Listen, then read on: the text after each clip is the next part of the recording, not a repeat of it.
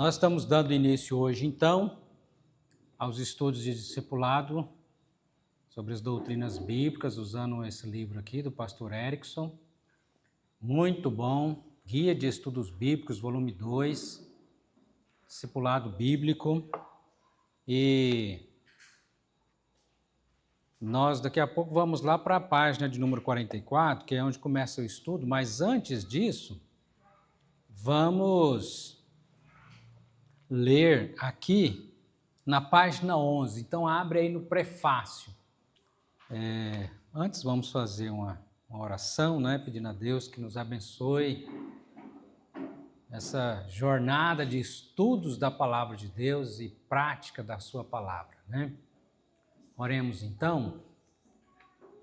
Deus querido, Deus maravilhoso, obrigado, Senhor, pelo privilégio que o Senhor nos dá de podermos estudar a Tua Palavra. Abre o nosso coração, nosso entendimento para as verdades, ó Deus, que serão aqui ministradas e que nós possamos, além de conhecer, também praticar. Perdoa, Deus, nosso pecado, ó Deus, a falta, o abandono do primeiro amor, a incredulidade, dureza de coração, nos perdoe e nos aviva, Senhor. Aviva em cada um de nós a vontade de buscar e crescer, ó Deus, espiritualmente, e sermos também bênção, ó Deus, para a vida de outras pessoas, porque o Senhor tem nos abençoado cada dia com a Tua Palavra, em nome de Jesus. Amém. Muito bem, página de número 11, o prefácio aqui feito pelo pastor Augusto Nicodemos, que diz assim: manter a comunhão dos cristãos entre si e ao mesmo tempo instruí-los da doutrina de Cristo e dos apóstolos sempre foi e será um desafio para a igreja cristã em todas as épocas. Estes dois desafios se tornaram mais acentuados em tempos recentes com o advento da vida moderna. A consequente desintegração da família, dos valores morais e espirituais e do surgimento de modelos de igrejas focadas em eventos de massa, as quais dão pouco ou nenhuma atenção ao crente individual em sua formação espiritual, fundamentada nas verdades bíblicas. O discipulado baseado na proposta dos pequenos grupos tem se mostrado um método eficaz para atender às necessidades de comunhão e educação cristã. Contudo, esse método tem sofrido abuso e tem sido usado em alguns setores ditos evangélicos como ferramenta para condicionamento psicológico de submissão a líderes totalitários. O reverendo Erickson Martins tem desenvolvido um método discipulado para pequenos grupos que promove a comunhão e o crescimento nas doutrinas das Escrituras, cujo foco recai sobre o estudo da Bíblia e a pessoa de Jesus Cristo. Ele desenvolveu um currículo de estudos que inclui não somente as doutrinas centrais do cristianismo, como também aquelas polêmicas que demandam respostas. Então você vai estar vendo esses estudos sobre as doutrinas centrais, né, da doutrina bíblica, como também sobre aquelas questões polêmicas, né, que nós também precisamos de resposta para elas. O livro que o leitor tem em mãos foi projetado como guia de estudos semanais, a ser usados nos grupos pelo discipulador e pelos que estão sendo orientados na vida cristã. A perspectiva teológica desses estudos é a fé reformada, a fé reformada, né? É a cristã reformada, comprometido com a infalibilidade das Sagradas Escrituras e com uma vida de piedade, uma vida de consagração. Então, as duas coisas aliadas juntas, né? Conhecimento bíblico e prática. Sinto-me honrado em prefaciar essa obra, que certamente será uma ferramenta útil nas mãos do Senhor Jesus Cristo para edificar a sua igreja. Reverendo Dr. Augusto Nicodemos Gomes Lopes. Então, lido o prefácio, nós temos uma noção do que nós temos pela frente, Nós vamos pular agora para a página de número 44, porque essas outras páginas aqui a gente vai estar vendo também aos poucos, e eu quero desafiar vocês a estar lendo também, antes de chegar, né, até na página 44, e nós temos umas leituras a serem feitas. Por favor, vai lendo em casa. Nós vamos depois também estar voltando, como hoje também vamos fazer isso, nessas leituras aí. O texto de hoje está em 2 Timóteo 3, 16 e 17, página 44. Todo mundo achou? Você pode abrir a Bíblia ou você pode ver já diretamente o texto que está aí, né? Na página 44. O estudo sobre as características e a importância da Bíblia. É importante também dizer que esse material, o ideal é que seja usado em pequenos grupos, né? Nós poderíamos até aqui sentar aqui fazendo uma roda, que já estamos num pequeno grupo também, mas aumentando o grupo, nós temos as salas, né? E que a gente pode estar usando também como pequenos grupos, para que não fique só um falando e os outros ouvindo, mas todos também possam compartilhar, né? E assim nós vamos conhecendo à medida que formos caminhando aqui, né, nos familiarizando com o livro, possamos chegar também a essa forma de ministrarmos, né, um grupo pequeno. Então, 2 Timóteo 3, 16 e 17, diz aí, toda a Escritura, vamos ler juntos? Toda a Escritura é inspirada por Deus e útil para o ensino, para a repreensão, para a correção, para a educação na justiça, a fim de que o homem de Deus seja perfeito e perfeitamente habilitado para boa obra. Amém. Então, o tema de hoje é as Escrituras e a importância da Bíblia. Vamos aqui à leitura, nosso estudo, né? A Bíblia possui quantos livros? Muito bem, 66, divididos em 2 testamentos, os quais se dividem em Antigo Testamento e Novo Testamento, Velho Testamento e Novo. O Velho tem quantos livros? 39. E o Novo? 27. Qual que é o primeiro livro da Bíblia? E o último? Pronto, Apocalipse. Gênesis e Apocalipse. Agora ficou fácil. Já sabe o primeiro e o último. Agora é só pegar o que está no meio, né? Memorizar. Só falta 64 agora. A gente já sabe o primeiro e o último, né? Vamos ver se a gente pega esse desafio aí. Vamos memorizar todos os livros da Bíblia. Os livros que compõem a Bíblia foram escritos por cerca de quantos autores? 40, cerca de 40 autores, que utilizaram 3 línguas distintas, o hebraico, o aramaico e grego, para apresentar diferentes narrativas ao longo de quantos séculos? 15 séculos, bom tempo, né? Cerca aí de 1.500 anos, mais ou menos, né? A Bíblia sendo escrita. Bom, se tem 40 autores, me cita aí 10 desses autores bíblicos. Moisés é um, tá certo? Moisés escreveu quais livros? Isso, os primeiros 5 livros da Bíblia. Gênesis, Êxodo, Levítico, Número e Deuteronômios, né? Outro autor da Bíblia? Josué. Josué escreveu qual livro? Jeremias escreveu, né? O profeta Jeremias. Bom, já temos 3. Quem mais? Isso, agora o Rafael citou 5, agora os outros vai citar mais 5. Davi e Salomão. Davi escreveu quais livros da Bíblia? Um de cada vez para não dar tumulto. Salmos. Muito bem. Praticamente metade dos Salmos foi escrito pelo rei Davi, né? Salomão, o que Salomão escreveu? Provérbios, Eclesiastes, Cantares, né? Também acho que um salmo, não sei se mais de um, mas um eu tenho certeza que ele escreveu. Salmo também. Só escreveu, mas quem ditava era Paulo, né? Não, Lucas foi ele mesmo, né? Então nós já temos aí um sexto autor, Lucas. Escreveu quais livros?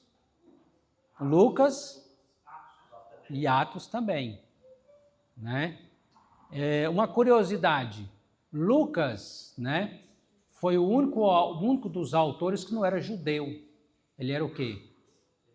Grego. Qual que era a profissão de Lucas? Isso, era médico, né? Então, temos já 6 autores bíblicos aí. Quem mais? Mateus, Marcos, João. Quem mais? Paulo, né? Então nós já temos Tiago, já temos aí mais de 10. Então são cerca de 40 autores que escreveram a Bíblia, inspirados pelo Espírito Santo, né? Homens inspirados pelo Espírito Santo escreveram a palavra de Deus. Um único autor, que é Deus, inspirou esses homens a escrever a palavra do Senhor. Então, continuando aqui a nossa leitura, nós estamos aí na página 44. Página 44, não sei se vocês já têm o livro. Vocês já pegaram já o livro já? Se não pega aqui. Mancleusa e o Roberto. Leva lá, por gentileza. Isso, muito bem. Então aí vocês abrem na página 44. Graças a Deus, irmão Roberto, Mancleusa de volta, mais a turma, né?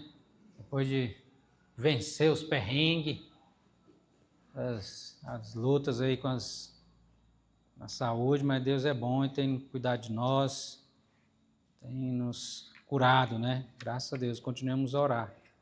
Os nossos irmãos que estão em tratamento, estão enfermos. Página 44, continuando então a leitura aqui, você vai achar onde está escrito aí 15 séculos. 15 séculos. Então, vou continuar depois daqui onde está 15 séculos. Página 44. Estes homens viveram em lugares e épocas diferentes, bem como sob vários governos, tais como o assírio, o babilônico, o medo-persa, o grego e romano. Ao contrário do que pode parecer, quando tais escritos são colocados juntos, revela-se uma unidade espantosa. Temas, fatos e princípios indicam que uma mente estava coordenando seus registros com a intenção de esclarecer, de estabelecer uma unidade coerente e consistente. Então, apesar de ter vários autores, né, nós temos um único autor e por isso a Bíblia não é uma coxa de retalhos, pelo contrário, ela está harmoniosamente desde Gênesis até Apocalipse, você vai ver essa harmonia.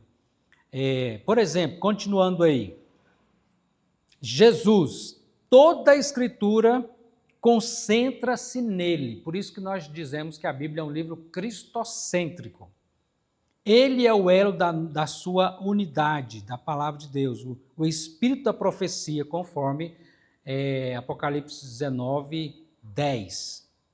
Cada livro da Escritura tem algo relacionado ao Senhor Jesus Cristo. De Gênesis a Apocalipse, todo o livro da Bíblia aponta para a pessoa do Senhor Jesus. Deus quis que a convergência de toda a narrativa bíblica apontasse para a pessoa de seu Filho. Então, vamos ler esses dois textos que nós temos aqui.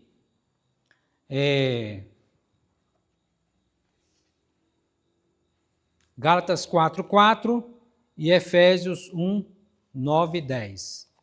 Bora lá? Gálatas 4:4 diz a palavra de Deus. Gálatas capítulo 4, verso 4. Vindo, porém, a plenitude do tempo, Deus enviou seu Filho, nascido de mulher, nascido sob a lei. Então, no propósito exato que Deus queria que Jesus Cristo nascesse, vindo na plenitude do tempo, ele envia o seu Filho Jesus. Para nascer da Virgem Maria por obra do Espírito Santo, né? E Efésios capítulo 1, um pouco mais na frente aí, versículo 9 e 10, que diz: desvendando-nos o mistério da sua vontade, segundo o seu beneplácito, que propusera em Cristo, de fazer convergir nele, na dispensação da plenitude dos tempos, todas as coisas, tanto as do céu como as da terra. Então, tudo aponta para a pessoa do nosso Senhor e Salvador, Jesus Cristo. E nós temos na cruz de Cristo o centro do universo. Por isso que lá em Apocalipse também, quando lá no capítulo que fala que tinha o livros, né, que estava selado com 7 selos e ninguém podia abrir, João chorava porque ninguém podia abrir o livro, mas o Cordeiro de Deus, esse sim, foi digno de abrir o livro, ou seja, a história da salvação da humanidade, a obra de Cristo, então, realizada por ele é digno e a história, então, se converge para a vontade de Deus na pessoa de Cristo, né? Então, todas as coisas, tanto as do céu como as da terra. Muito bem, então, continuando aqui agora na página de número 45. A Bíblia é o meio pelo qual Deus orienta a vida do seu povo. Então, como a gente estudou na Escola Bíblica Dominical, quando você tiver alguma questão, né, para decidir na sua vida, qual que é a pergunta que você deve fazer? Quem estava na Escola Bíblica Dominical? O que a Bíblia diz? Tem alguma questão para decidir?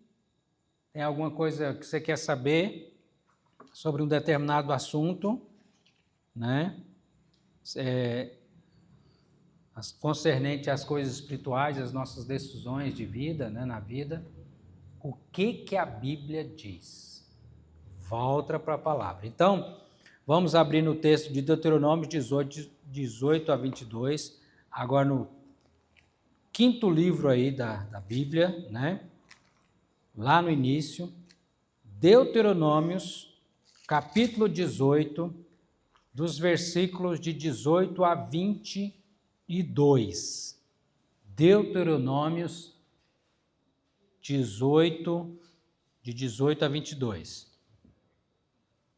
Diz a palavra do Senhor: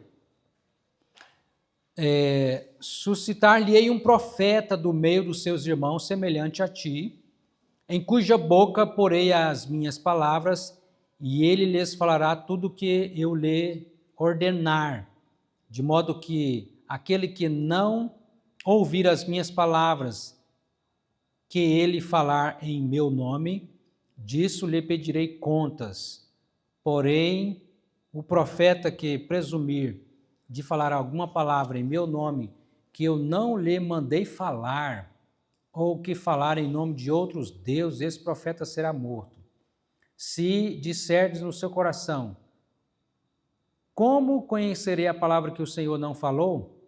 Sabe que quando esse profeta falar em nome do Senhor e a palavra dele se não cumprir, nem suceder como profetizou, essa é palavra que o Senhor não disse, com soberba, com orgulho, a falou tal profeta, não tenhas temor dele. Então, esse negócio de profecia é coisa séria, né? Não é brincadeira. Nós não temos mais profetas como no Antigo Testamento. Em que sentido? Os profetas do Antigo Testamento, né, eles poderiam dizer assim, assim diz o Senhor. Pode escrever aí que Deus está dizendo, é Bíblia. Assim diz o Senhor. Não temos mais, a Bíblia está pronta. Não temos mais profeta para dizer, assim diz o Senhor. E pode escrever que é Deus falando. Hoje, os profetas são os pregadores da palavra de Deus, mas nós não vamos dizer, assim diz o Senhor, através da minha boca, mas assim diz a Bíblia, a palavra do Senhor, né? Assim diz a Bíblia e deve ser interpretada corretamente, né? Então, assim, aqui também, nesse texto de Deuteronômio, já está apontando para a pessoa do Senhor Jesus Cristo, que viria um profeta semelhante a Moisés, e o povo deveria, então, ouvir a voz que é o Senhor Jesus Cristo, ele sendo o próprio verbo, né, a própria palavra de Deus encarnada. Amém, irmãos? Vamos lá em Jeremias 1, versículo 9. Jeremias, estou lendo agora nas minhas devocionais o livro de Jeremias. Quem aqui já leu o livro de Jeremias? Jeremias é conhecido como profeta, quero ver se o Rafael sabe dessa. Profeta o quê? Não sei se também deve ser.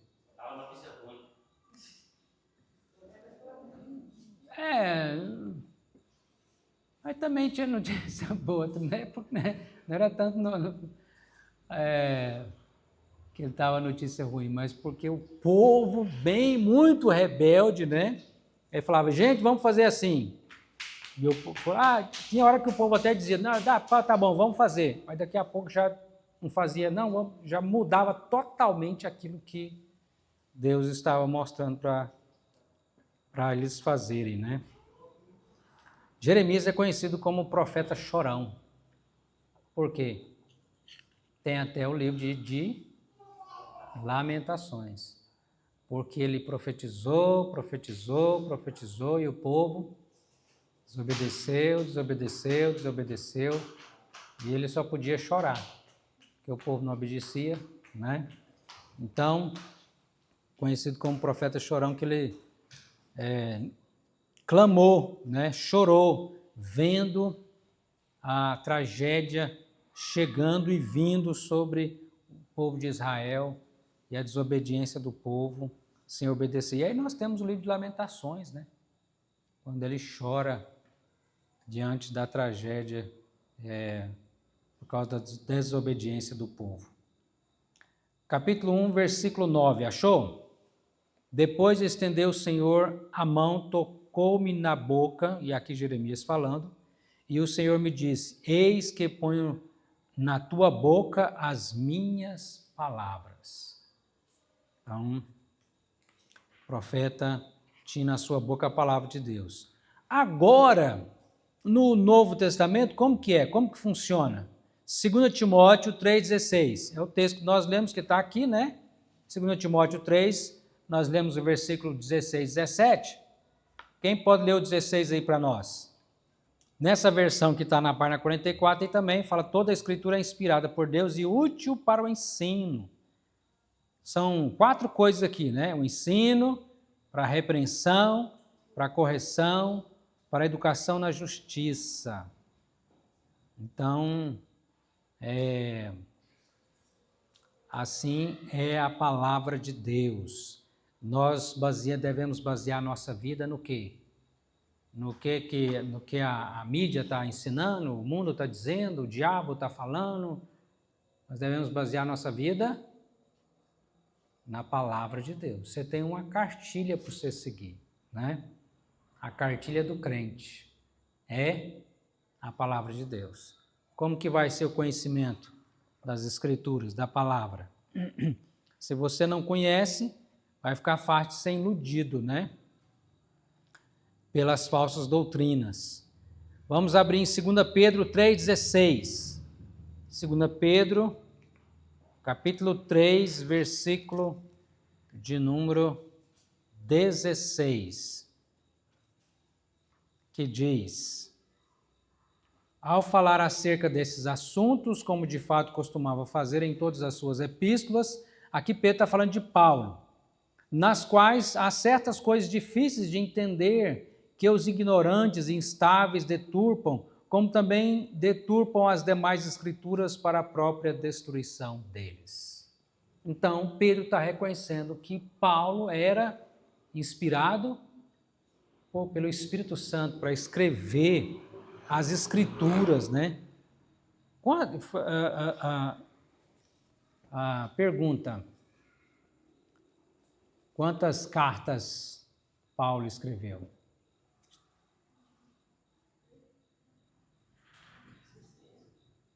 Tem uns que gostam desse número, tem outros que não gostam desse número.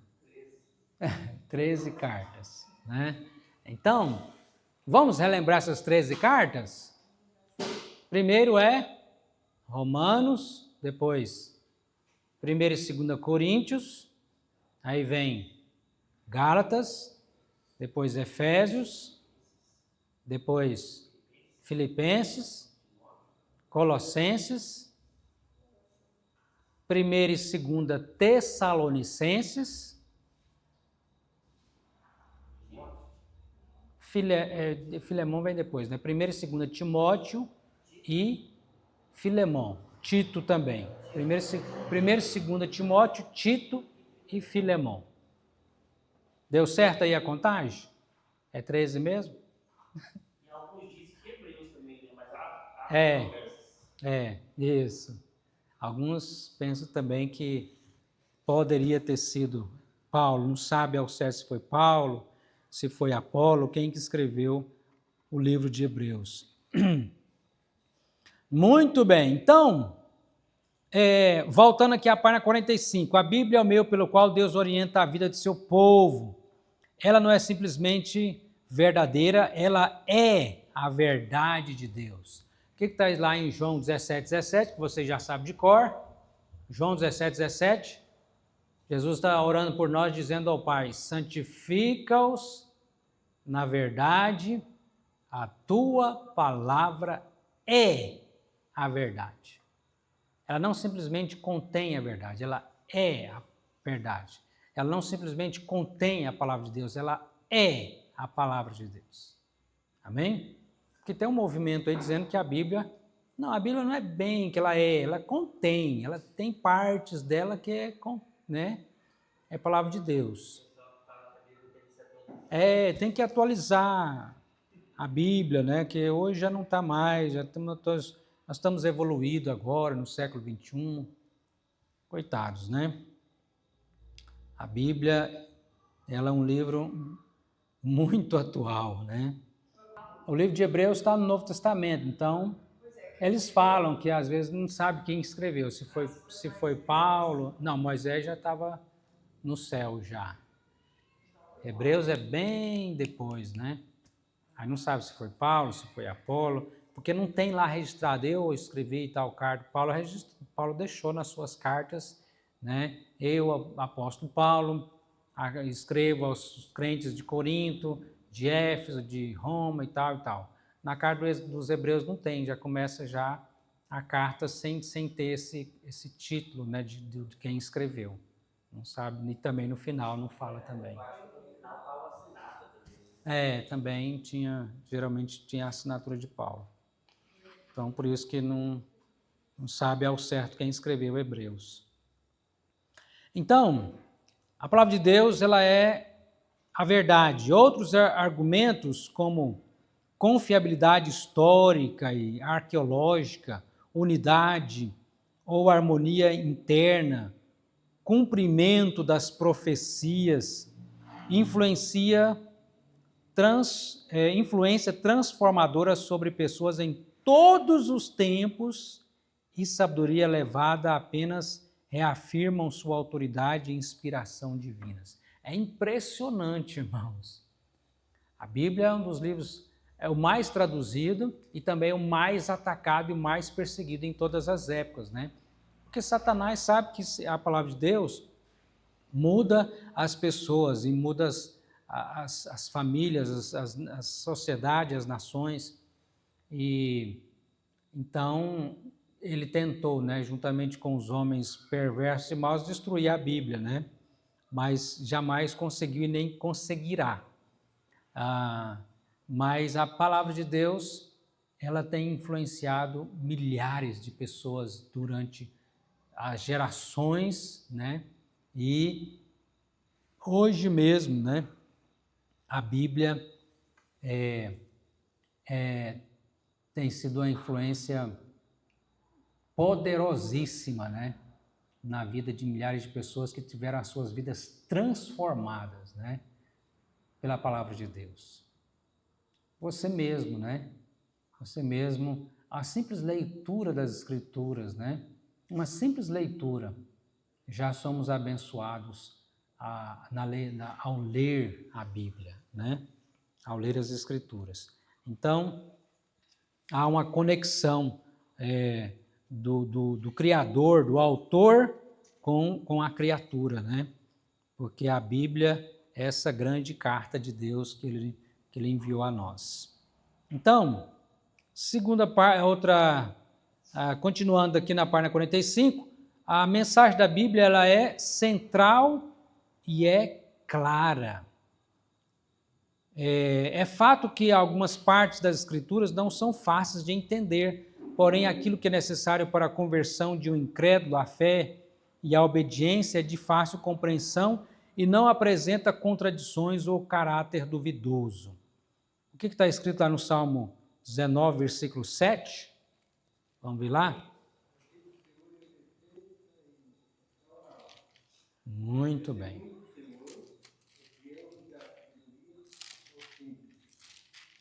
A lei do Senhor é perfeita e faz o quê?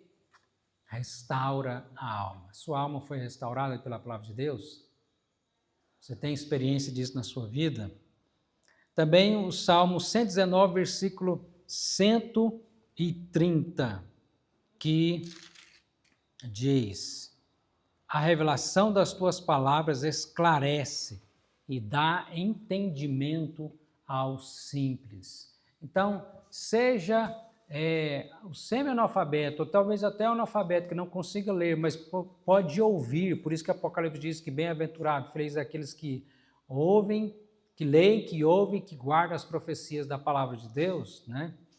E então, seja um semi-analfabeto, seja um doutor, pela iluminação do Espírito Santo, nós entendemos, nós compreendemos as Escrituras. Amém? Você tem entendido? É claro que tem coisas que são mais difíceis, nós precisamos de ir caminhando e aprendendo, né? Mas todos nós aqui temos sido abençoados com a palavra do Senhor, na simples leitura dessa palavra.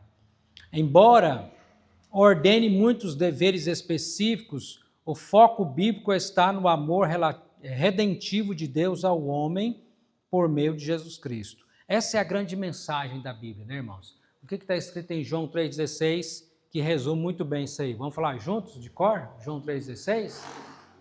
Porque Deus amou ao mundo. Vamos de novo, que o caminhão parece que está querendo voltar para trás, né, lá na subida. Vamos mais forte? Porque Deus amou ao mundo de tal maneira que deu seu Filho unigênito, para que todo aquele que nele crê não pereça, mas tenha a vida eterna. Você quer uma mensagem mais clara do que essa? Deus amou a nós, deu seu Filho para morrer por nós, para que todo que nele crê não vai perecer, não vai para o inferno, mas tem a vida eterna. Claro, simples e direto. Então, o foco bíblico está no amor redentivo de Deus ao homem por meio de Jesus Cristo. É considerável que o entendimento verdadeiro sofre influência da condição espiritual de quem a examina, sendo loucura para uns e sabedoria para outros, né? Então, vamos lá no 1 Coríntios, capítulo de número 2, versículo 16, 17, aliás, 12 a 16, versículo 12. Ora, nós não temos recebido o Espírito do mundo, e sim o Espírito que vem de Deus, para que conheçamos o que por Deus nos foi dado gratuitamente.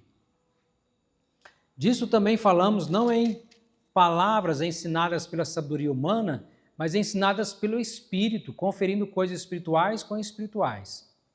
Ora, o homem natural, ou seja, o não convertido, não aceita as coisas do Espírito de Deus porque eles são loucura e não pode entendê-las porque elas se discernem espiritualmente.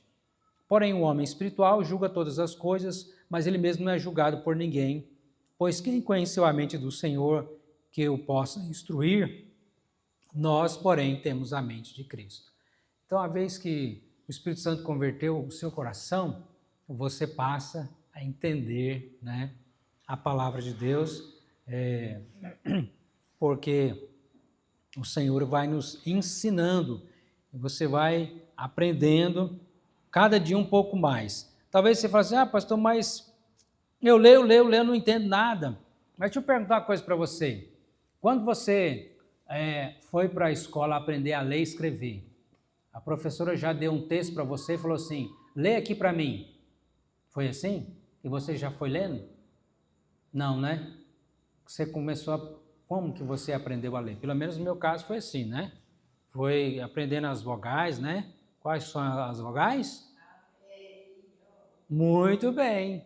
A, E, I, O, U. Depois B com A, Bá. B com E, Bé. E assim, aprendendo as sílabas, né? Depois foi juntando. Gente, eu achei fantástico quando eu consegui juntar as palavras, formar, né? É bom de... Você lembra quando você aprendeu a ler? Que coisa... Eu nunca me esqueci, né? Tinha esse ensinamento na escola, mas foi um dia que minha mãe sentou comigo na cama, e assim com a cartilha, e aí ela foi explicando, e eu comecei a entender, parece que deu aquele, né? Vem aquilo assim, nossa, eu comecei a ler e juntar as palavras, eu achei tão maravilhoso aquilo. Aí você quer ler cada vez mais, né? Então, assim também, a gente não pode desistir pelo simples eu li uma vez, já deixo para lá a Bíblia que eu não estou entendendo. Não, você vai perseverança e lendo, né? E Deus vai nos dar a compreensão. Você não vai compreender tudo uma vez. Aliás, a gente vai passar a nossa vida sempre aprendendo um pouco mais, né? Crescendo. Amém? Então, a Bíblia, ela é necessária para a nossa salvação, porque através da Bíblia nós conhecemos a quem? O Salvador, que é Jesus, né? As Escrituras constituem a única fonte segura para a conversão do incrédulo, a bússola para o crente, para que o crente viva e cresça na compreensão e na obediência da vontade de Deus. Vamos em Romanos 10, 14 a 17. Vamos lá então. Romanos capítulo 10, 14 a 17, que diz: como, porém, invocarão aquele em que não creram? E como crerão naquele em que nada ouviram? E como ouvirão se não há quem pregue? E como pregarão se não forem enviados? Como está escrito, conformosos são os pés dos que anunciam coisas boas. Mas nem todos obedeceram ao evangelho, pois Isaías diz: Senhor, quem acreditou em nossa pregação? E assim a fé vem pela pregação, e a pregação pela palavra de Cristo. A fé vem pela pregação, e a pregação pela palavra de Cristo. Então, portanto, a leitura bíblica não é apenas desejável, mas necessária. Você está lendo a sua Bíblia todos os dias? A vida cristã começa com ela, cresce nela, frutifica por causa dela e sobrevive por causa dela também. É impossível você ser um crente sem ler a Bíblia, sem meditar, sem praticar a palavra de Deus. É impossível. Não tem como, né? É a mesma coisa tentar viver só de ar, só de vento, sem comer arroz e feijão, né? Batata e macarrão. Dá conta? Não dá, né?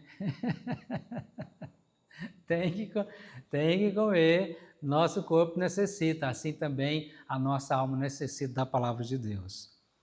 E aí o Salmo de número 19, versículo 1, vamos ver o que está escrito lá?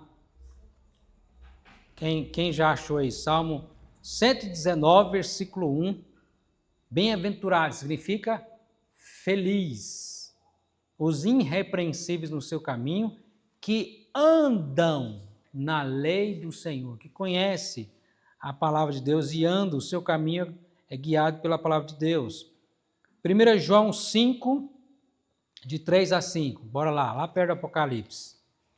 1 João 5, 1 João, capítulo 5, de 3 a 5, que diz: porque este é o amor de Deus, que guardemos os seus mandamentos. Ora, os seus mandamentos não são penosos, porque todo que é nascido de Deus, aqui está falando do convertido, todo que é nascido de Deus vence o mundo.